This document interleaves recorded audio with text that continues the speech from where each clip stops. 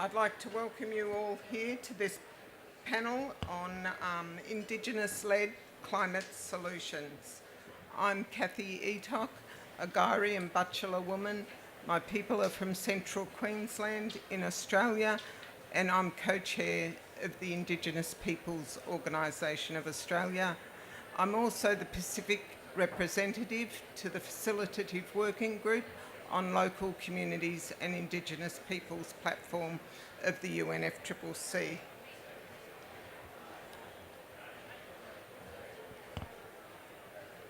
We are very fortunate to have a distinguished panel. We have Dr. George Carter, but he's just held up, so I'm hoping he'll be here shortly. We have Dr. Henrik Kennecke from the Solomon Islands and Mr. Owen Wyman from Wilcannia. These are a number of strong community representatives who attended our workshop in Sydney, the Indigenous Decision-Making Workshop.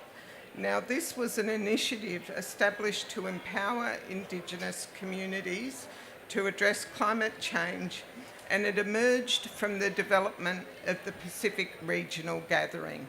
The Pacific Regional Gathering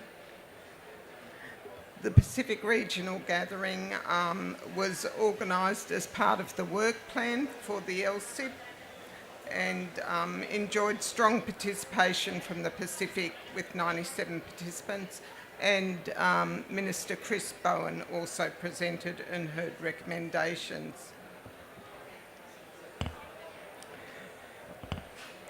Like the Pacific Regional Gathering, the Indigenous Decision-Making Workshop was supported generously with funds from the Department of Climate Change, Energy, Environment and Water.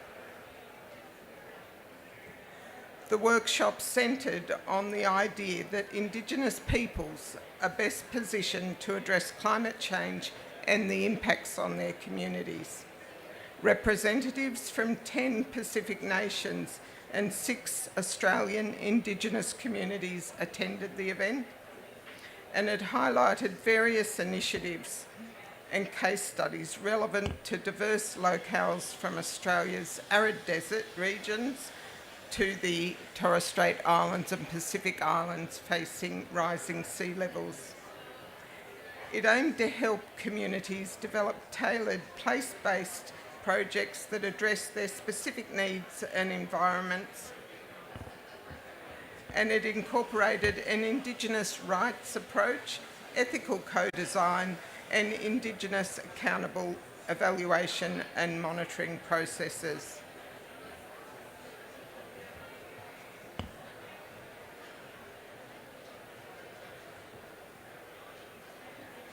Academics were invited from universities and climate-related bodies from across the Pacific and Australia. The majority of the 25 academics that attended, the vast majority were Indigenous themselves. Each day also included roundtable talanoas to discuss the relevance of presentations and the needs of communities.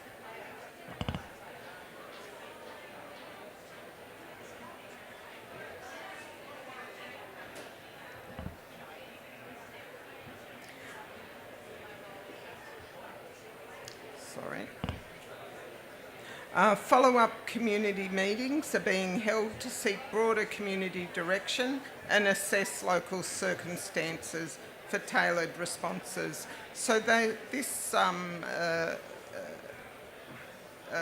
map shows the various communities that were represented that covered right across the Pacific region.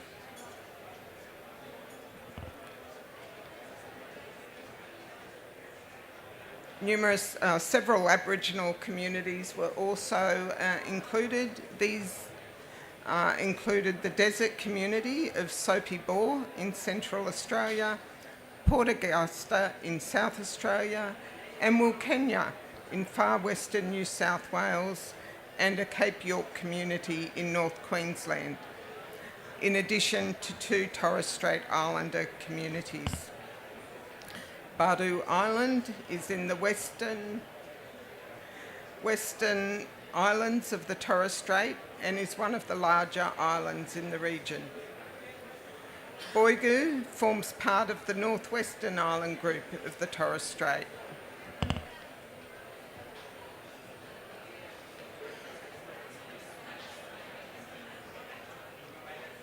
The Torres Strait Indigenous community expressed concerns about sea inundation and soil salinity. Boigu requested support to create raised garden beds for traditional foods affected by salinity, while Badu sought assistance in developing coconut husk seawalls to combat erosion and rising sea levels.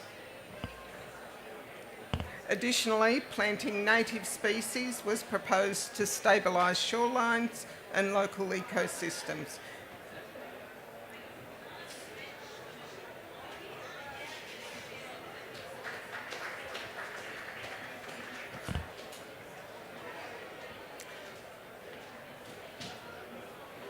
The Soapy Bore community highlighted the severe economic disparities faced by some remote Aboriginal communities.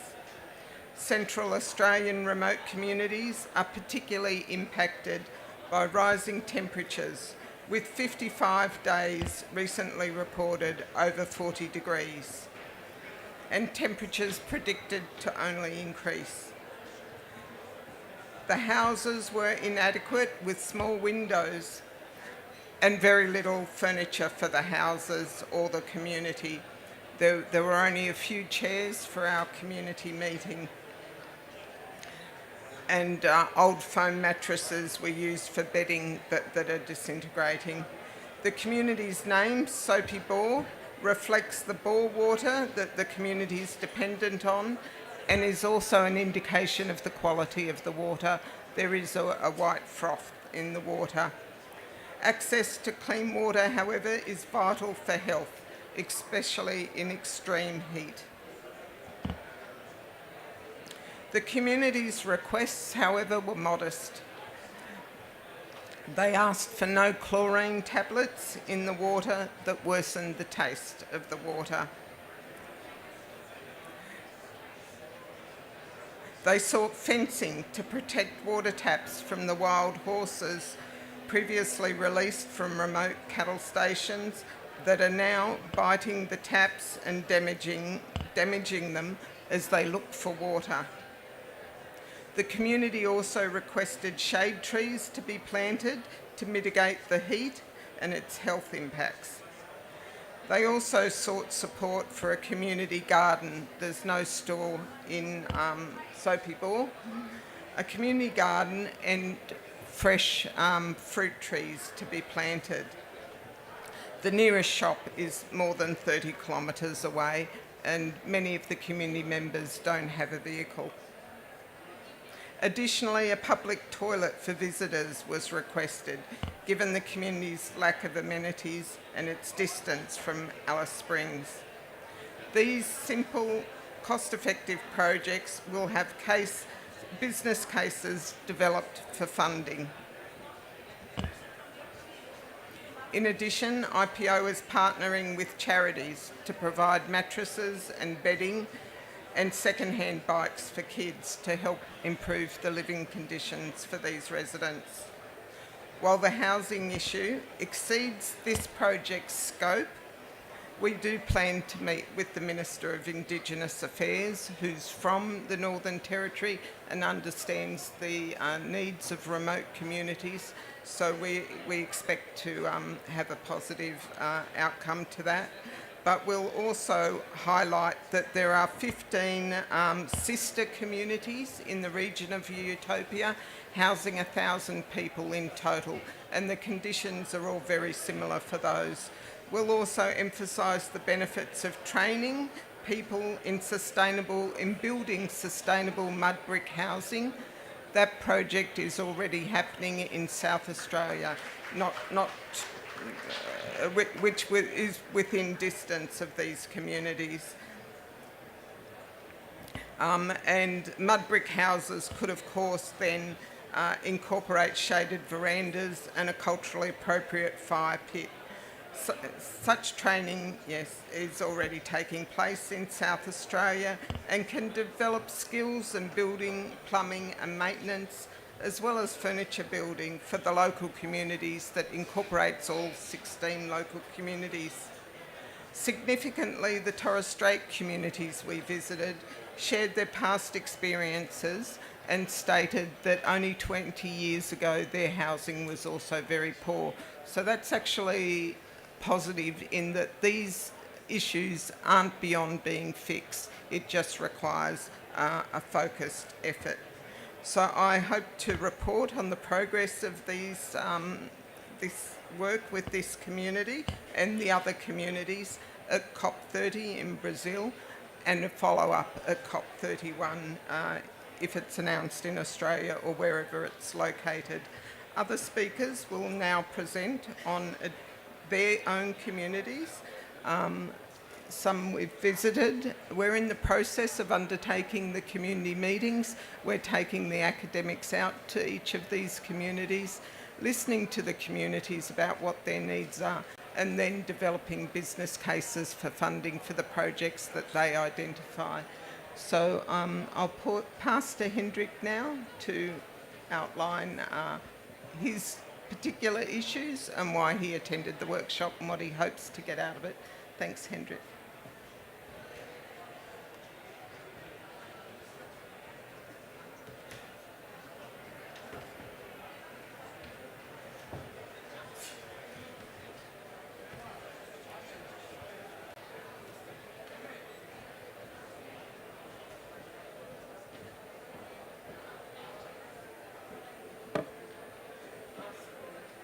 Yes, slide.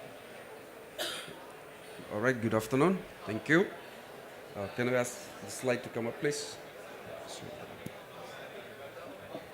All right, while waiting, my name is Hendrik Kaniki. I'm from the Solomon Islands. By profession, I'm a medical officer, but first, I'm a village member. So I'm here this afternoon to represent my community, my village, and to explain to you what we do back in our home.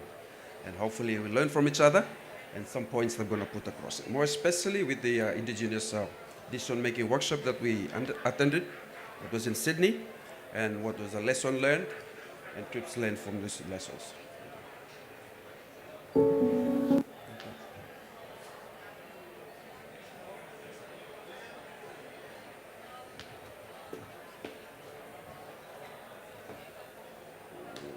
Not yet. Sorry, it's not up yet. Can we have the slides?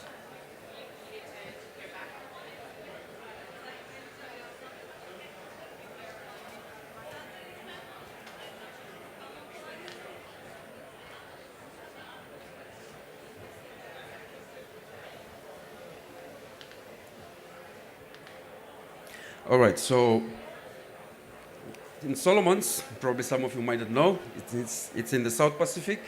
We have a very small population, total population of around 700,000 plus, not yet 1 million. We have 9 provinces, and I'm from the western part of the Solomon, western province. We have almost 900 plus island and 140 plus inhabited. The others are not yet. So it's a small island nation, and other Pacific island will relate to our island.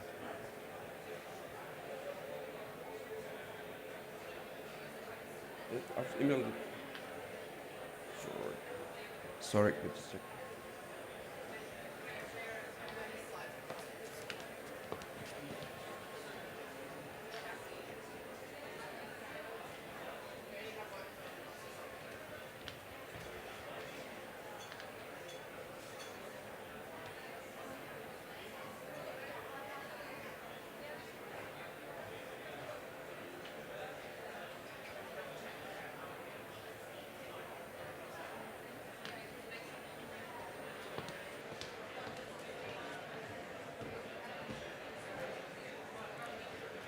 My apologies for this technical difficulty. Apparently one of the presentations wasn't quite uploaded.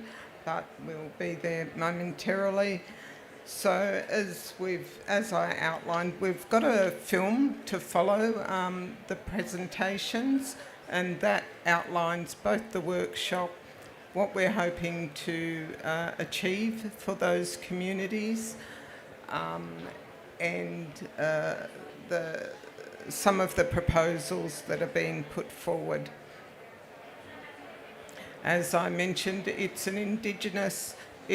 developed from the Indigenous Decision-Making Workshop, so it's really a ground-up proposal to support Indigenous communities to address the issues and priorities that they identify.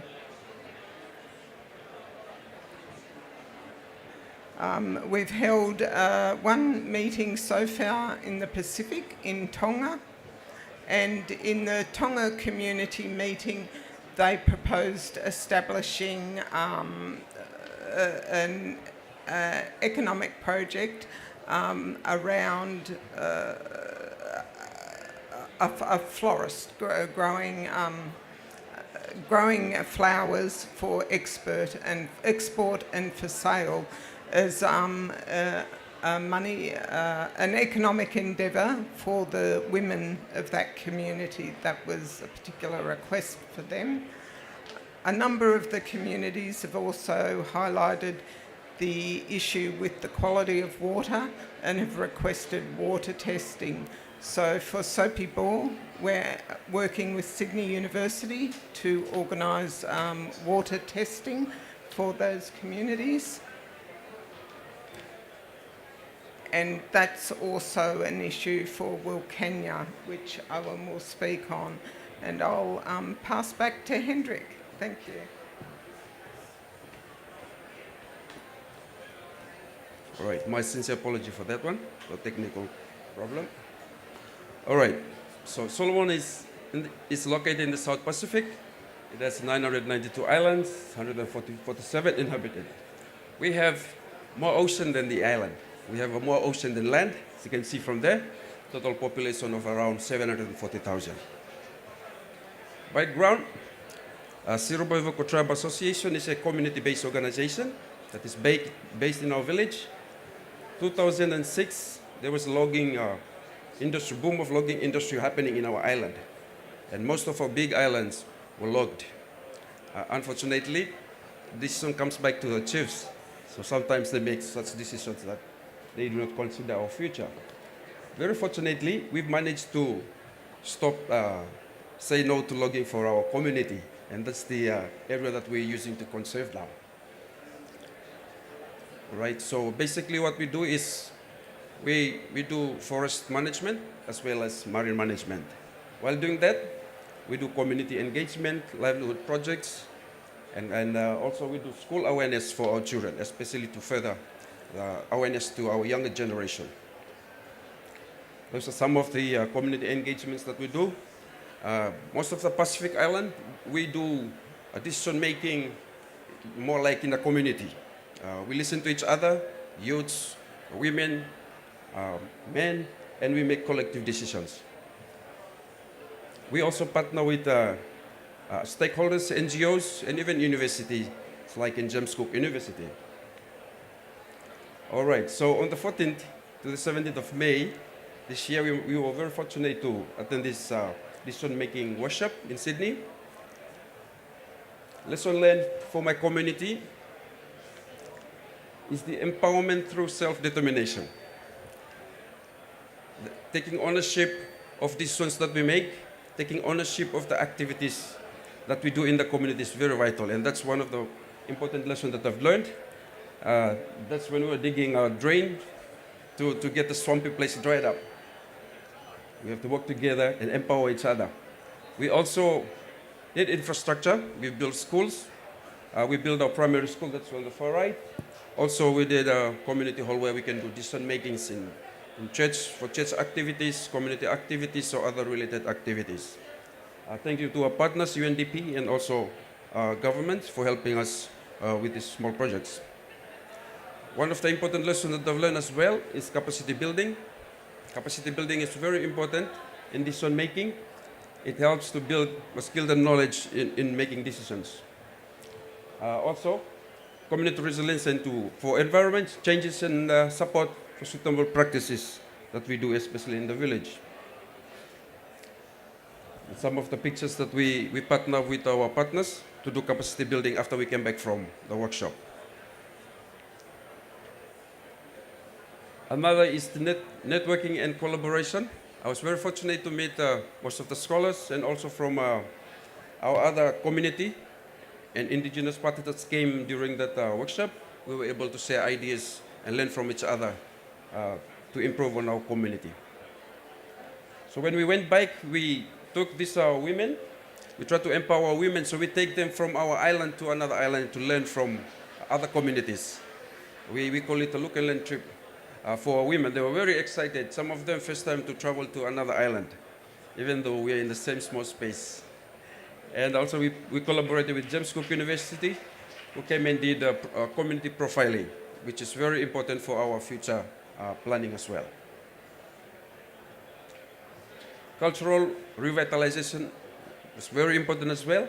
Sometimes we don't realize it.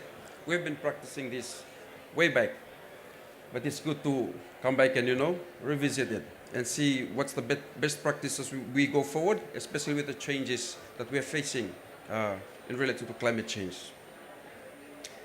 This helps us to preserve cultural heritage and enhance environmental stewardship in our community. Just right here is the leaf hut. That's our cultural house. We use sagu palm tree to build a house. It's common in our village, and it's cold. Very appropriate for tropics, I guess. Yes, that's my community. That far right you see there, that's our dugout wooden canoe that we usually load our stuff, gravels, timber. We usually use that. That's my twin brother back there. And very important one is to access to resources and support. We're very fortunate to meet with the partners, especially with the IPO and the other professors that came during the workshop. We were able to learn and collaborate with them as well after that. This is WWF team working with our community on our sea grape, sea management, marine management. So, summary, overall the workshop presented the opportunity for our community to develop more strategies in way forward, especially in making decision, making space for climate change as well, and to ensure sustainability and cultural appropriate way forward for our community. Thank you very, very much for your attention. That's the picture right there. Very colorful. We also have a page on YouTube and on Facebook. You can see all our activities there every day as we go forward. Thank you very much for your time.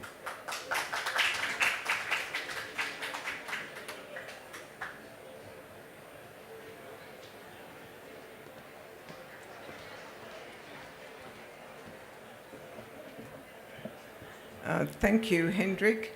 I'll now ask Owen to come up and address why the issues that Wilcannia are facing and the impact of climate change and other issues impacting the river out there, and what he hopes to secure by coming to the workshop.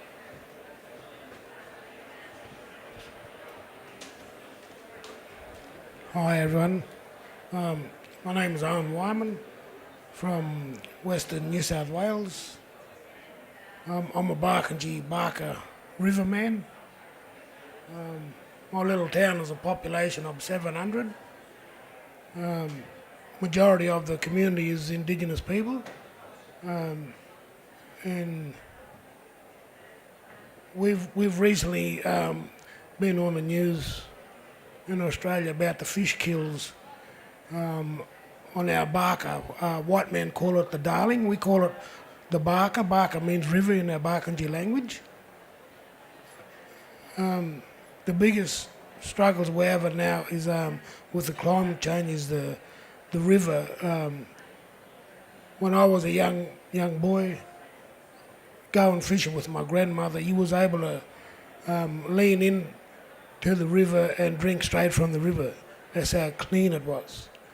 these days our fish, our kangaroos, our emus are dying from drinking that water. Christmas time is coming up, and every Christmas it seems to be filled with blue-green algae. Our kids love going to the river for swimming, and this is a problem, especially around Christmas, because we're getting into the summer and it gets over 40-degree heat. Fahrenheit, it's 104.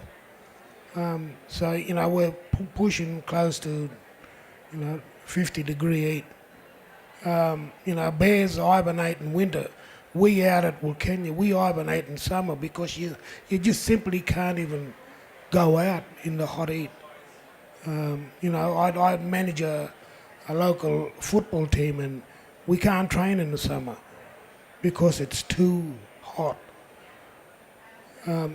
Besides the climate change, we have a problem with cotton growing in the outback along our river system. So with the chemical sprays that gets into our river system, it's poisoning our waterways, and our people are getting sick from it.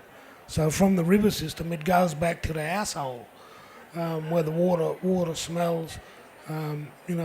Summertime, you buy a swimming pool to fill up for kids to swim in, and the water is untreated water. To me, it's disgusting. As a riverman, we lived along that river for thousands and thousands of years, and if we don't stand up and fight for it now, our next generation is going to have nothing. No river system. I've never thought in my lifetime that river would run dry. Now it's all man run, the river system. It will always happen. We have a lake system out there.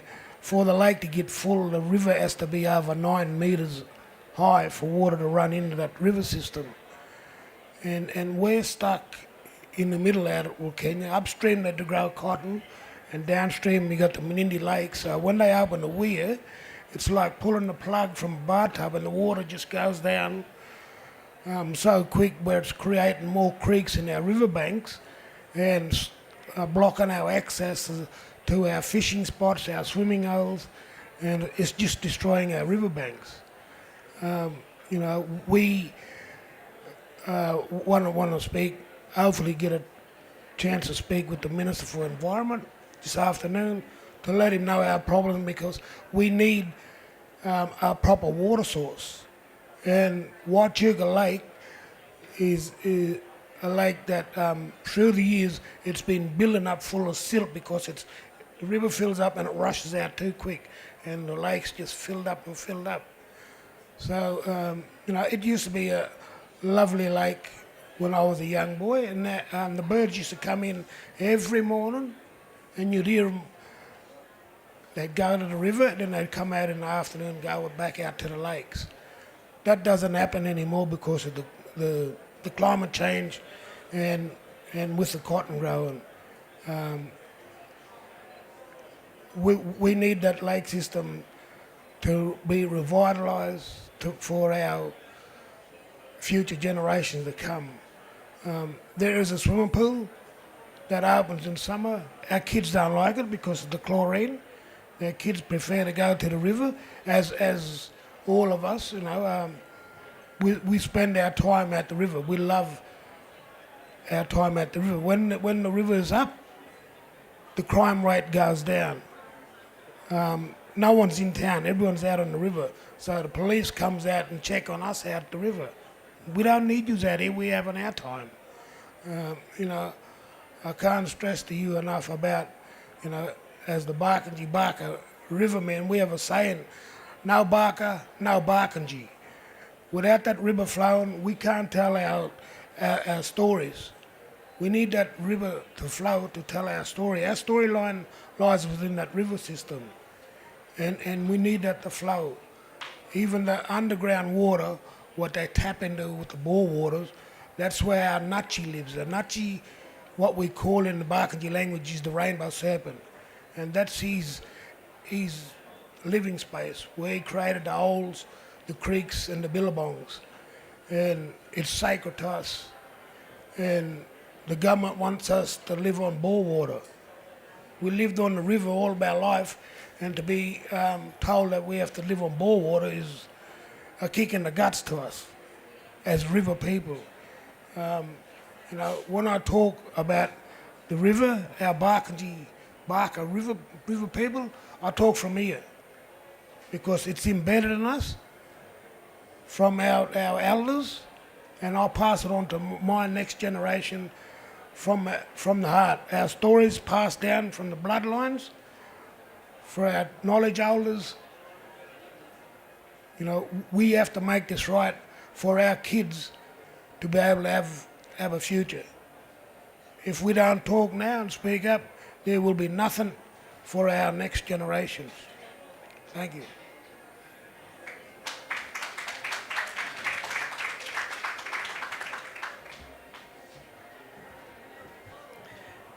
Thank you, Owen. And I understand the community is still dependent on bottled water and has problem washing in the river water.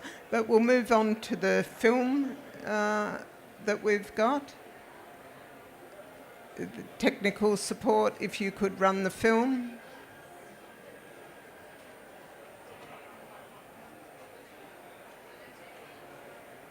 Thank you.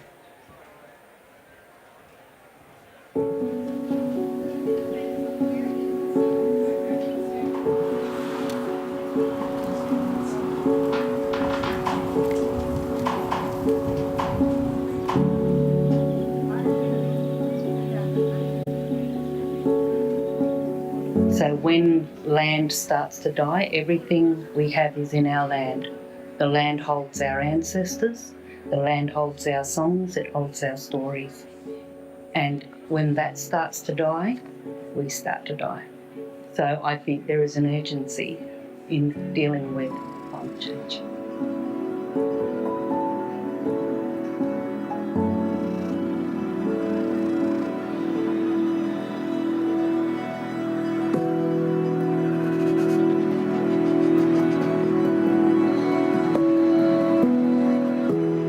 The premise of the workshop is really, it's an Indigenous decision-making workshop, so it's to support communities to determine what projects they require in their communities to respond to the impact of climate change. We know Indigenous communities are detrimentally impacted by climate change, but unfortunately most of the funding doesn't reach the ground for First Nations communities, Indigenous communities across the Pacific. So this workshop is to support communities to determine which projects they want developed, and then to link them with academic experts working in the field that can then help develop a business case for funding for those projects. The Indigenous Peoples Organisation of Australia has created this Indigenous Community Decision-Making Workshop. We're here to listen and learn from the community members that are here. So there's people from all across Australia, as well as the Pacific as well. And these are important conversations to have, and it's linking up the Indigenous knowledge and values with Western researchers. It's like a sharing of experiences that we can tell more coherent stories about climate change. We chose to focus on mitigation, adaptation and capacity building because it does align with those areas that the UNFCCC does deal with, and we're also looking towards funding these projects and how they might fit into funding mechanisms following their development. So this is a unique opportunity, you know, as an academic, sometimes / practitioner. You go to these conference meeting settings, it's either all experts or all academics or both. But it's very seldom where you have communities at the heart, at the very focus. And this approach that we have here, which is very unique, is you have community at the center. There's been a whole range of issues that people have raised, and so they come from very diverse environments. The needs of each community will vary, and so we've had an array of experts that can support those communities to work out exactly what they do need so that there's tangible benefits for those communities at the end of it.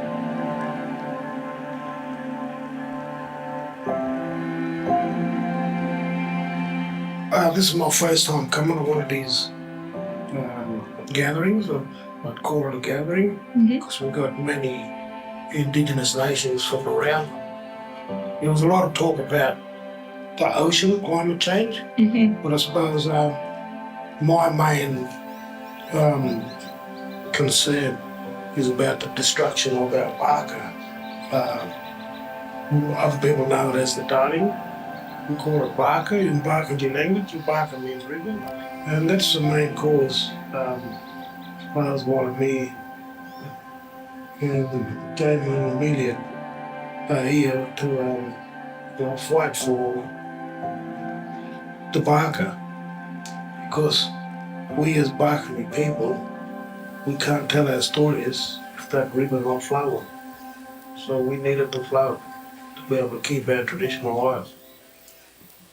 I'm seeing the effects of climate change in community.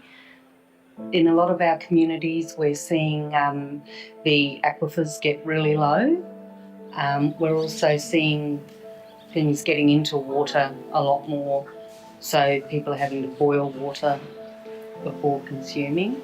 So a lot of the houses out on community were built in the 80s, and they're more or less tin sheds. So people, especially old people, will feel the cold more or feel the heat more, and they'll go to Alice Springs to get respite.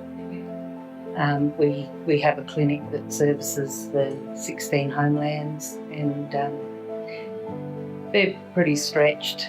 They're doing repairs and maintenance on them at the moment, but it's not repairs and maintenance we need. What we need is appropriate housing out on our communities. See, I feel that while everyone's targeting and aiming at or prioritizing these little islands, there are drastic changes that are happening to my island as well, because it's already getting up to the houses, the heights, the impacts, erosions, and that's happening around the island, not only where the community area is, but also in other areas that are cultural heritage sites and so forth. And well, everybody else is turning a blind eye because it's already here on our island now. We cannot just build our resilience and adapt and adapt and adapt. To what end? You have to cut the emissions and then continue to build the adaptation. So there is a really huge inspiration of how our communities are doing that. So for us in the Pacific, I often say that we have a culture of resilience. What we are facing with climate change and any other change, whether it's economics or a lot of these stresses that are happening, we have to face all of them at once. At the same time, we can't just separate climate change from all the other issues. And climate change feeds on the vulnerabilities. There's been so much research around how we work within communities or what our communities are engaged with. Yet, when we come to the policy or when we come to the international policy level, it's absent. And they're always looking to us as local knowledge holders to help them, and our people are not getting recognised for their knowledge and their part, their role. It's a big role what they play, and they don't get recognised properly in money wise. For too many years, we've had people come in and research us apart from us. So coming together and actually having that co-design and collaboration and that kind of work, that gives us ownership. And when someone has ownership, they're more likely to engage with it. That's what I think is unique in what's happening here, is that we are not learning from mistakes. We're actually saying the mistakes first and then trying to build from there. They're both experts, the community members who are attending and the academic experts, but they just bring different experiences and different skills. So in melding those together, we're hoping that we'll be able to develop responsive projects that respond to the needs of those communities on the ground. We've got a strong background here with 60,000 years of Indigenous management of biodiversity, and governments are starting to understand now how Indigenous peoples being on land, doing that work, how that's helpful for climate change outcomes, biodiversity outcomes, as well as people, like there's livelihoods and community outcomes. So I think in the Australian context, it's highlighting those strengths.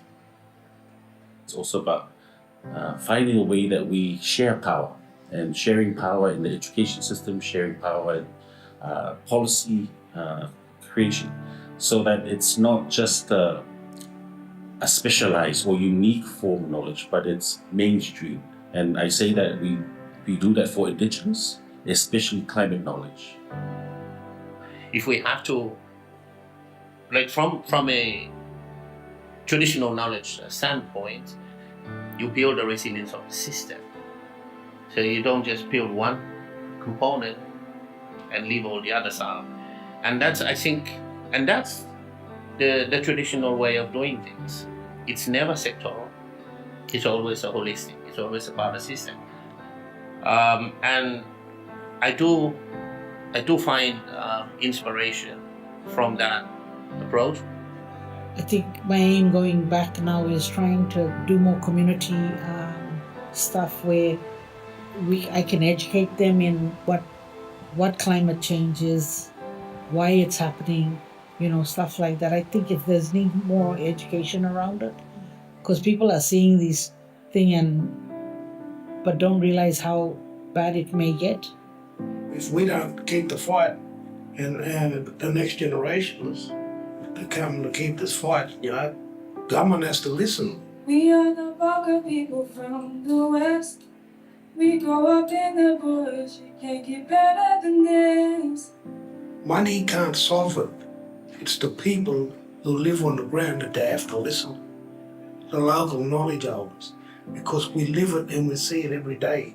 The changes in the river system. Just me being here made me think about what can I do when I go back home to help these family in preparation for the next monsoon, because we can't be waiting around and trying to say, government, hey, help us out here. What are we going to do from the ground level? Thinking of climate change is, there are two things that always come to my mind, is that it's unfair. Unfair in the point that from the Pacific Islands, and I'm sure that there are other Indigenous communities, is that we did not cause it, but we're suffering a lot from it, and the impacts on Indigenous communities, people and their environments, cultures, and their very own existence. There is that feeling like it's not fair. But then the second part about it is that it doesn't discriminate as well, the impacts, because it doesn't discriminate in the sense that everybody's affected. Whether you are in Australia or you're in America, in London, everyone is impacted. The intensity or the level of those, or the ranges of those impacts differ, but everyone is impacted. Hopefully, philanthropy groups out there, private sector groups out there, when they watch this video, it's not just government that needs to fund this types of unique spaces of dialogue and conversation. And hopefully more groups come through to support that, because if we don't, we continue to work in silos.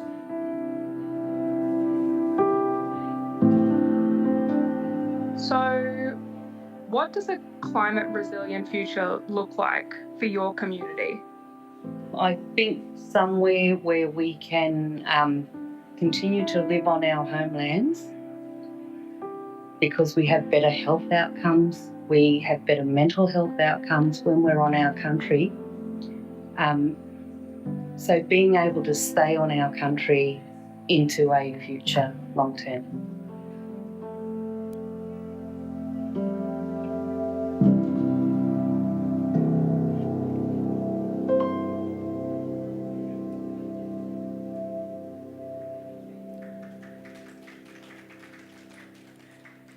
Thank you.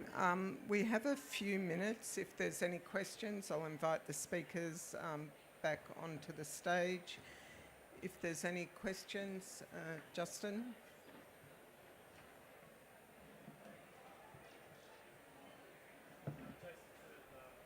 Just Jason, my apologies. Jason Field, Wabunja Bidjigal fella from Australia. Just interested in knowing what the outcomes were from your discussions or any conclusions regarding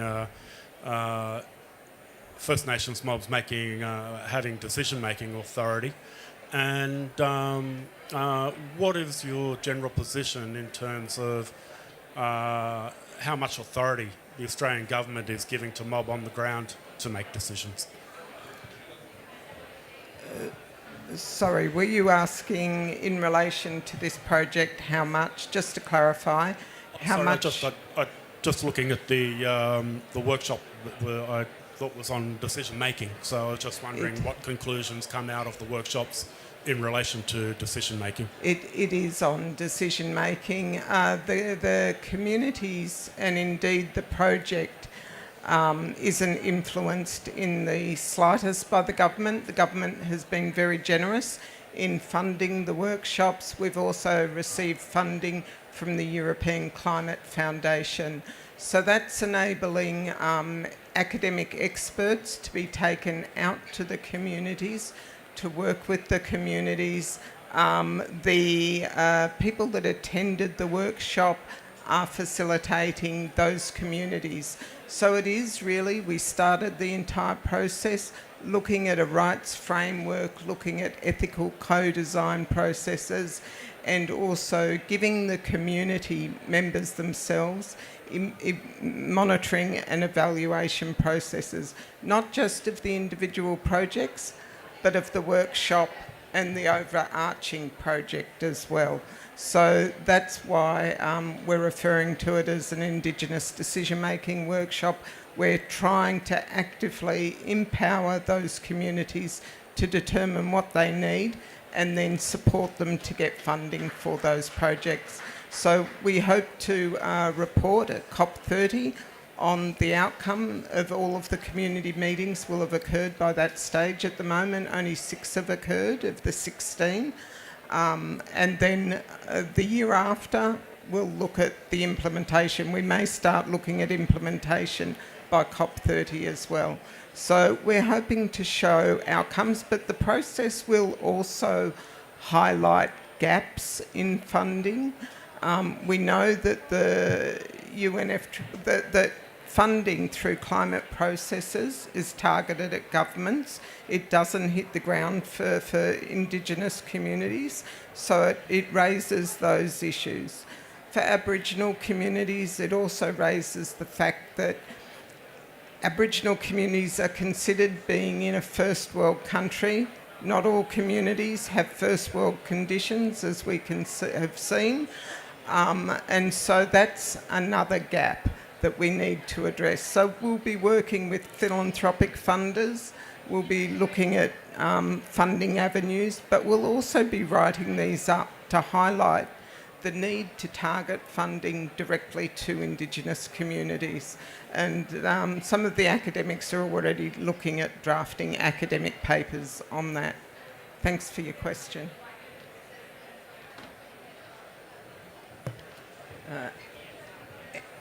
Any further questions or further comments from our presenters? Hendrik, have you got something you'd like to add to that? Also, I'd like to highlight after the workshop, we were able to incorporate our awareness program in decision making with schools. So we've been rolling that one out, especially in passing on the message and awareness to our young kids. So that's also one of the success stories after the workshop. That's wonderful to hear. Yes, thank you. Sorry. I just wanted to make a comment. People are just looking at the Indigenous community driven on climate change. Have they considered, or have you considered taking into consideration the health aspect of communities within the Indigenous community? Have they done any assessment on health of the Indigenous communities living along the affected river? Thank you. That's a very pertinent question for many of the communities. Health has been raised. We chose to develop adaptation, mitigation and capacity building so that the communities can really determine what projects they want. If it's some have connectivity issues, that still can be addressed. You know, if it's out in the Pacific and they need a satellite dish for connectivity about weather warnings and those sorts of issues, we can install, as part of this project, a satellite dish. So it's really up to the community's imagination of what they want. It will fit within one of those three areas. Capacity building includes everything. It includes education. Some people want a community centre built so that they can use that as a climate hub to inform the community. So it's really quite broad, and health is clearly impacted by climate change. So that's a direct issue that we can address. I mean, clearly we can't bring doctors in, but we can, within the scope of the project, it's like the housing. If a project is beyond the scope of what we see we can get through a grant, we will approach the formal body that is responsible for providing that service. So we'll seek to work in with governments of each of the communities we're dealing with as well. But thank you for your question.